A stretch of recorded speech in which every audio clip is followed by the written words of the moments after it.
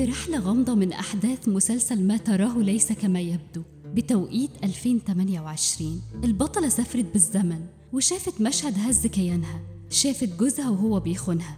من اللحظة دي حياتها اتغيرت، ما قدرتش ترجع تعيش زي الأول. كل كلمة وكل مكالمة، كل نظرة بقت شاكة فيها منه، عايشة في خوف وفي قلق وفي توتر، كأنها محبوسة في مستقبل لسه ما جاش. لكن الحقيقة إننا عمرنا ما هنعرف إيه اللي جاي. ربنا بيقول: وما تدري نفس ماذا تكسب غدا. ولو فضلت عايش قلقان على بكرة هتضيع النهاردة، لأن بكرة مش بتاعك. لو ربنا ستره عنك يبقى الرحمة إنك تعيش دلوقتي من غير ما تشيله على ظهرك.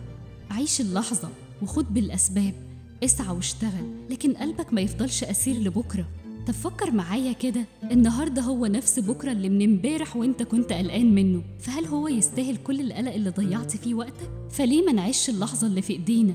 ليه ما نتمتعش بالوقت اللي ربنا مديهولنا دلوقتي؟ المستقبل هيجي في ميعاده، لكن اللحظة دي لو راحت مش هترجع تاني.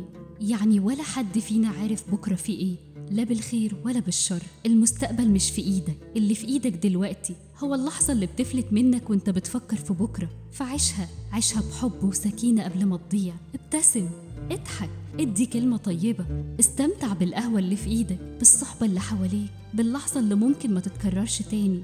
النهاردة هدية والمستقبل أمانة عند ربنا، فخلي قلبك مطمن وخلي بالك حاضر. القلق على المستقبل ممكن يسرق منك أجمل أيام عمرك، عشان كده عيش اللحظة.